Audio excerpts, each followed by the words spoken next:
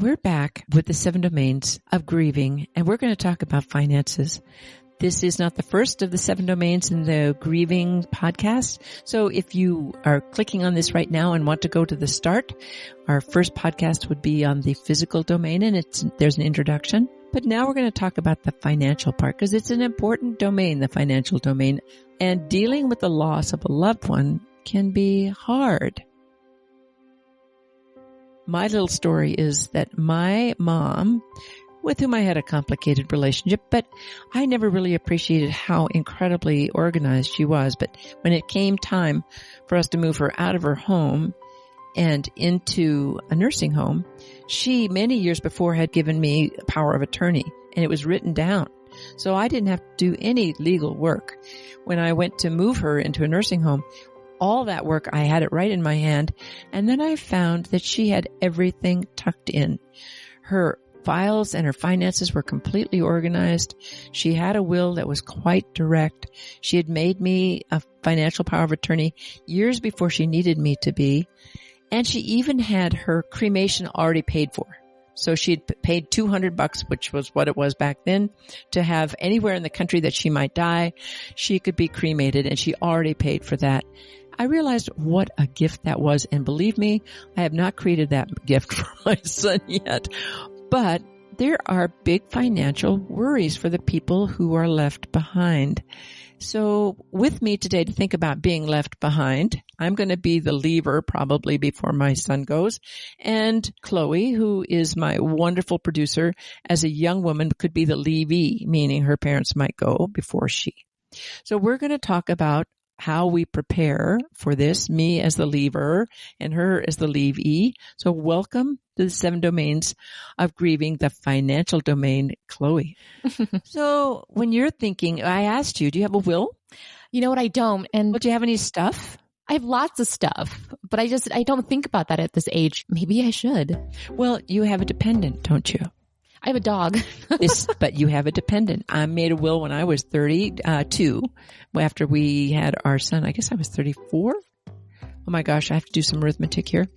But I had to have a will because I had to leave if something happened to me and my husband when we were off on an adventure. We had to leave our kid to someone. So who are you going to leave your doggy to? At the moment, my parents live with me. So if some tragic accident happened and I leave first, my dog would probably be with my parents. Do they love your dog? Oh, they adore him. So I would not worry about him. Have you talked about this with them? I haven't, but I think it's just kind of like a unspoken agreement because they babysit him for me. They dog sit him for me. Well, you hope that it's unspoken, but you know, you can't read other people's mind. Well, there are reasons to have a will, and there are reasons to try to keep something. Your parents are still young. They're not even old. They're just sort of barely old, but something could happen to them. And are you ready? Are you the person that they might be responsible, or is there some other sibling that you have that might pick up the pieces? I think it's me. Oh. I think it's me. I have a younger sibling. I have a younger brother, but between the two of us, I think my parents trust me more to be responsible when it comes. Mm-hmm. My parents are both 70, and so they're, like you said, they're old, but they're not old. But I do think about when they leave. Yeah. I mean, at first I think about, oh my gosh, like it's going to happen so soon. But then I think about, okay, well, where does that leave me after? Right.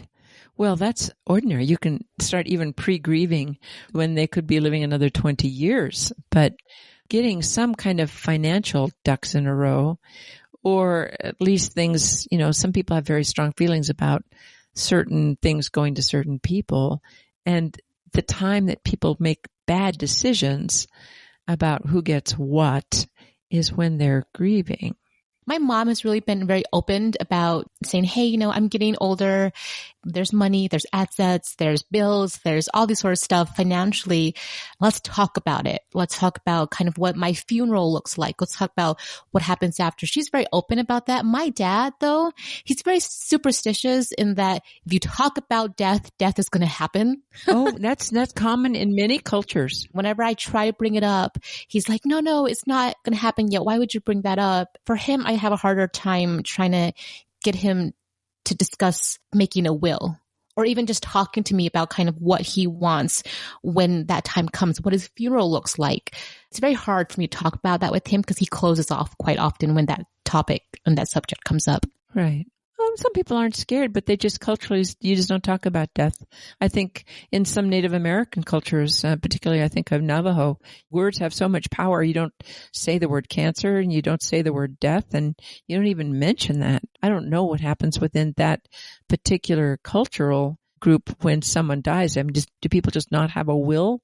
And of course, you can always just go. Die, and then just let the people behind do whatever they think is right. Throw a party or not, or divide stuff up, or just say everybody comes to the house, first come, first serve. There's a little story of when my father's aunt died. She had a wonderful place, and they invited the kids, and I think there were maybe 4 of them, to come by her place and pick out what they wanted. And my father picked out a wonderful roll-top desk, which is now mine, so it's passed down. It's a beautiful desk. And then he saw a little piece of jewelry. It was a necklace. It was all tarnished and looked like junk. And he put it in his hand, and he said, does anybody want this? Nobody wants it. I'll just give it to my wife. And so they didn't even account that one. Well, he was a geologist. He knew it was gold. Mm-hmm. He just needed a little cleaning up. So he pocketed this necklace that was worth a lot of money because it was solid gold. But nobody, it's now too late. That was all 70 years ago or 50 years ago, whatever. But people would do funny things about stuff when they're grieving. I thought I was promised a set of glasses and my aunt took them. It's like, I thought those were going to be mine. Well, she was higher up the, the blood food chain. The blood food chain. The blood food chain, yeah. So she was a daughter. I was just a granddaughter. So people kind of get angry. So if you are in charge, it's important to know you might need some help. You might need an attorney if someone dies without a will. So there is something called a holographic will in our state, Utah, and in many states, meaning if you just write down what you want and you in your own handwriting and you sign it, that suffices. That would be a legal document. Now, if you have complicated stuff, or you have joint tenancy with a lot of properties and things, then it gets to be much more complicated, but you might need some help. Yeah. So I'm Vietnamese, and so it's just kind of what your parents tell you. But what happens if they're 8 kids? Oh. And they didn't tell them all the same thing? I have a story.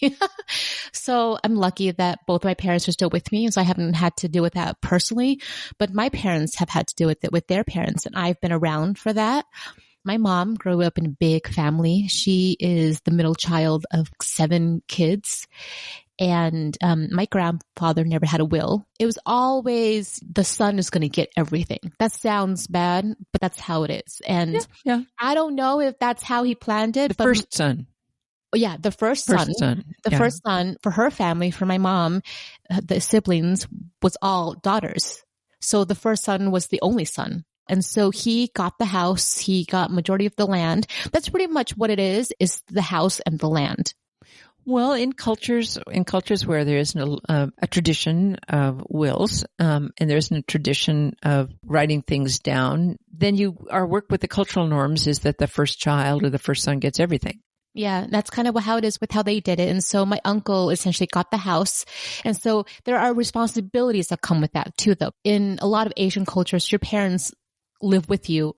But my uncle, he's the youngest, and he's also kind of the least reliable. The ne'er-do-well. of all the siblings, right? And so really it was always the sisters that took care of my grandparents. And so my grandfather took that into consideration. Traditionally, the house, the land would have gone to the son, but you didn't take care of us, your sisters did. And so therefore, then they divided the land equally and that kind of stuff. And so, but all of it was still word of mouth. None of it was ever written down on paper.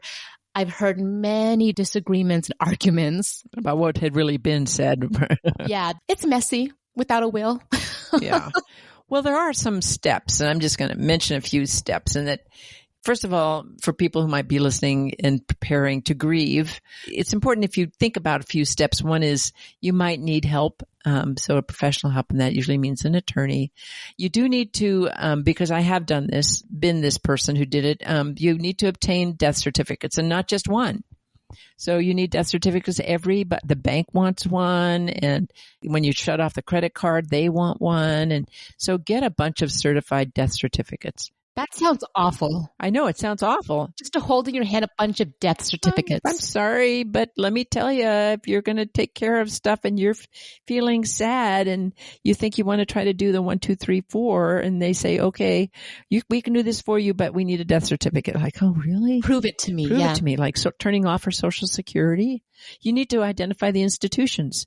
So you need to tell the Social Security Administration if the person who just died was over 70, or even over 65 or whatever age they might. You need to tell them. And then you need to gather whatever financial documents. If you're lucky, like I was, my mom was completely organized. Everything was easy to find.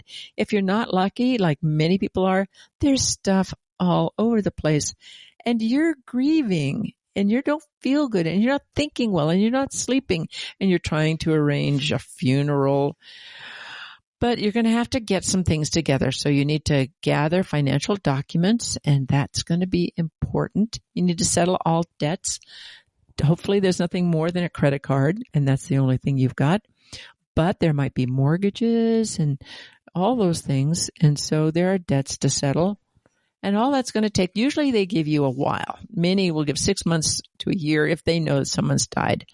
Planning ahead is always good, nudging the people who you are going to be responsible for to try to get a few things done. Or, gee, Mom, where are your documents? Or, do you have a list of where your resources are? Or what's your Social Security number? What bank do you have? All those things are important. And this is in American cultures. And in Vietnam, maybe people have a little bit of stuff, but not a whole lot of stuff. We have lands. We have a lot of lands. Well, then you have to, if someone dies, then that land has to be. Divide up the land. Well, that's fine, but that's all a legal process. You can't just go walk on the land and say, now, divide it up. Here's my line. Well, that's my line. So it's going to have to be legal with the surveyor, la, la, la. So the process of dividing stuff up and actually having some kind of a ceremony is quite variable. In our own culture, there might be the great big funeral with a really expensive casket and $1 billion worth of flowers. And then there's all the food if you cater it or everybody brings food.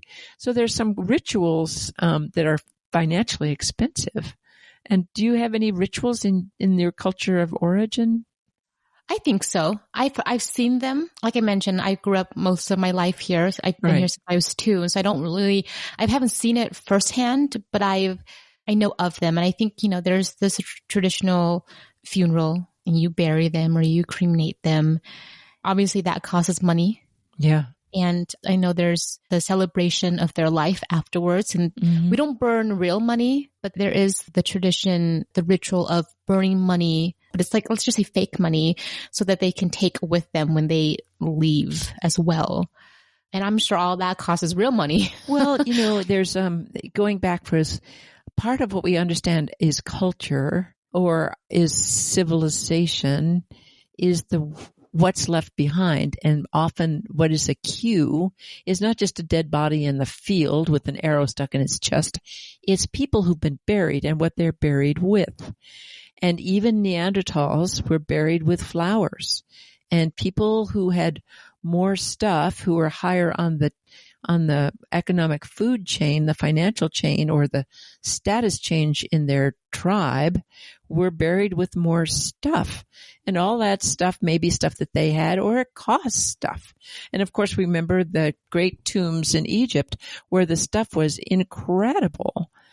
And there's a lot of stuff. So needless to say, the majority of people on the planet who die don't have a lot of stuff. But what we know about cultures is often the stuff that was left behind in the funerals and the way people are buried. They don't do it now, but funerals, the stuff used to be buried with the people. All of their stuff, their clothes, their beloved stuff all goes with them. I think the reason why they don't do it anymore is because those stuff costs money. Clothes that can be donated or furniture that can be reused and can, there are cultures who feel that the dead person is going to need that stuff in the afterlife. So they might need money, or they might need clothes, or they might need their swords, or they might need stuff in the afterlife. Yeah. I don't think that we bury our people in the United States with too much stuff, but they can be buried in a very elaborate casket with, Yes. oh my gosh, it can be a fortune for the casket and the burial, and then you have to find money to find a place to put them, and you have to have a party, and it can be a lot of money. I personally like the concept of the potlatch, which is in North American indigenous people, that includes all the way from Alaska down, particularly the Pacific Northwest. At a birth or any kind of marriage or important celebration, people at the top of the economic food chain for whom this celebration of life in case of death pull everybody together. It's not always at the time of the death of their loved one, and they give stuff away. And the more stuff they give away, it moves them up the ranks of hierarchy in their village. So they spend a lot of money giving a lot of stuff away at the time of a death, and that sort of solidifies their position in the community. So giving stuff away, and I would think that would be a great thing to do, is have a big party and take all the stuff of your loved one that you don't think you want to keep and put a label on it and give it away. And so I think that sounds like a wonderful idea. And it wouldn't necessarily improve my status in the community. And people might say, oh, I really didn't want that chair, or gosh, that cut glass vase is so yesterday. But it's a way of giving stuff away and, passing things on. In terms of settling all debts, so we'll go back to the settle the debts. Sometimes there are ongoing debts. Maybe you're living with your parents, or your parents are living with you, but they assume maybe the taxes, or maybe they're assuming the power and the electricity because they share that with you. Are you ready to take responsibility for that? So when you're thinking about getting ready to take on responsibility, it helps if you know what the debts are, what actually are the bills that the leavers, the people who are going to die or have died if you're grieving, what financial things are they actually paying for? Because you may not know. You may not know that they're secretly paying for the educational tuition in some institution for a kid that they emotionally adopted and never told you about. It would be helpful if you knew, if you were going to be responsible for that, what that's going to be. And are you ready yet? Would you have to sell your house if it turns out you couldn't maintain either the mortgage or the cost of heating or cooling or the taxes? So being a little bit prepared so you're not stunned by what really is it going to cost? Would you have to take a second mortgage out so that you could actually live in your house? These things, and every complicated emotional family unit is going to have its own interesting financial web. If you're going to be the responsible, knowing what the nodes are in that web, that financial web, where are the nodes? Oh, she was paying for this. Oh, she used to send my cousin $50 a month because he was very vulnerable. And will that person assume that $50 a month is going to come from me? If you don't know where their money's going, then what are you responsible for? And that could be pretty scary if you live in a tight family unit where everybody's helping everybody else out. Are you thinking about that, Chloe? I'm definitely thinking about that because as you're talking about it, I'm just nodding along because I kind of find myself in that very same situation. Right. My parents live with me. I'm Vietnamese American, and so that's very normal. And I pay the mortgage. But before I paid the mortgage, they paid the mortgage. It's still the same house. Right. And when I was financially stable, we had a talk, and my parents were like, hey, do you feel comfortable, taking on the mortgage and taking on the house? And I said I was. And so that's kind of when that transitioned over. But, does it transition over legally? The house is actually, the property is in your name? You know what? We talk, so funny, but we actually have been saying for a while, for a couple of years now, that we need to get it legally under my name. And we've just never, it's not that it hasn't come up. It's just that we say it and then other things happen and we haven't done it yet. And I feel like this episode is a nudge for me to actually get it done. Oh no. I'll have to kind of eventually sit down with them. If not both of them, then just my mom, because my dad's still, kind of afraid of the death word. Yeah. Well, there's some significant tax consequences if they just turn it over to your name. There are some, if they gift it to you. Oh yeah, this gets to be complicated. Believe me, I'm thinking about this. But if something happens to both of them, then you will not get the house because it will divide it without a will. It would be divided up equally between you and your brother, even though you've been paying the mortgage. Oh, we'll get it done. So that I'm not too worried about. There are other stuff. I pay for the internet. I pay for, Hulu, all that sort of stuff. But I do know that there's some financial stuff that they still help me with. For example, my car insurance has always been under their account. Even though I've grown up, my car insurance is still under their account, so they still pay that. I know my mom, both of my parents actually are helping financially some of their family members. And I do actually, now that you mentioned, I wonder when that time comes that my parents are gone and if the people that they help are still around, are they going to expect me to help?